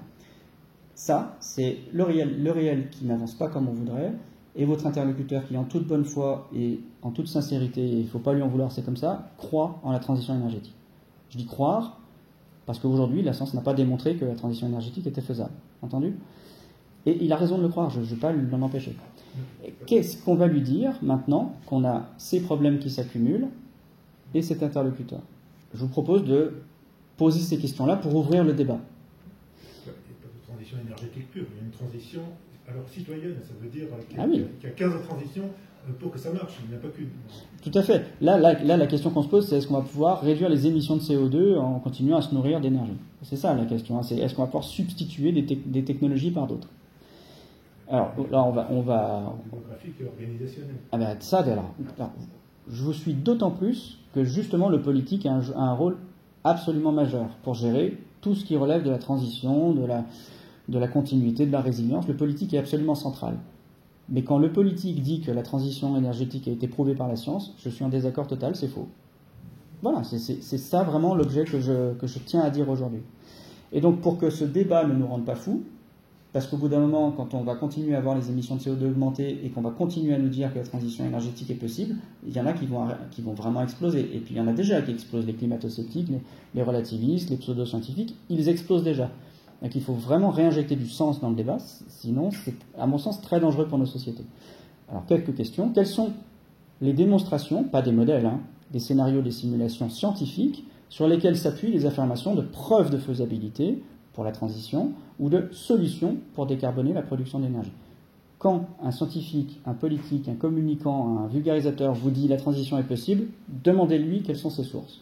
Si ce sont des modèles, des scénarios ou des simulations, vous lui dites non, c'est pas des preuves. Autre question, est-ce que le vent, les rayons du soleil et les atomes radioactifs sont des sources d'énergie pour les sociétés thermo-industrielles ou ces énergies sont-elles ontologiquement dépendantes des hydrocarbures? C'est une question, à mon sens, centrale. Et il faudra qu'on y réponde mieux que je ne le fais, mais je propose qu'on en débatte. Voilà, qu'on en débatte. Est-ce que le taux de retour énergétique s'oppose à l'irréversibilité des transformations physiques? C'est une question épistémologique, à mon sens, assez profonde. Et qui pourrait avoir des réponses désagréables, mais il vaut mieux qu'on sache de quoi pourrait être fait l'avenir. Donc, on peut renverser les questions et les exprimer autrement. Quand on vous dit « nous avons l'avenir du climat entre nos mains », il y a des conditions, en fait. Peut-être que c'est vrai. Encore une fois, hein, peut-être que l'humanité est capable de s'autodéterminer, qu'elle a un libre arbitre, qu'elle décide de son orientation en faisant des choix politiques bien adaptés, précis, bien choisis, des bonnes décisions. Peut-être que c'est vrai, moi j'en sais rien, mais c'est conditionné. Donc c'est conditionné si la substituabilité des énergies est démontrée, si on peut vraiment faire une transition, si le vent, les rayons du soleil et les atomes radioactifs sont des sources, on l'a dit, si le taux de retour énergétique s'oppose à l'irréversibilité, etc. Et enfin, s'il est démontré que l'humanité est aujourd'hui pleinement capable d'autodétermination ou pas. Pour moi, c'est vraiment des questions philosophiques profondes et qui sont, si on ne les traite pas, on va se prendre non seulement le mur écologique, mais une espèce de vide de pensée qui nous empêchera complètement de comprendre ce qui se passe. Et d'être désemparés, démunis, surpris, sans avoir aucun moyen de nous adapter. Je pense que c'est très grave. Conclusion, si vous me le permettez. Pour aller plus loin sur certains points que je n'ai pas pu développer aujourd'hui, je vous renvoie vers le renforcement synergique des énergies, dont la définition, mais ne la lisez pas maintenant, je vous la donne de vive voix, c'est le risque, voilà, que tout ce qu'on met en place pour faire sensément une transition énergétique, finalement on s'en sert pour augmenter les émissions de CO2, à la fois sur le plan technique et économique. Voilà. Les énergies vertes, c'est ça, oui. Ben, écoutez, j'ai cette crainte, donc La finance verte, en tout cas, c'est vrai, ça. Je vous renvoie aux 2 livres que j'ai cités, effectivement, c'est assez vertigineux. Voilà, je vous remercie beaucoup. C'était chouette, ces échanges, c'était stimulant. Merci beaucoup. Merci.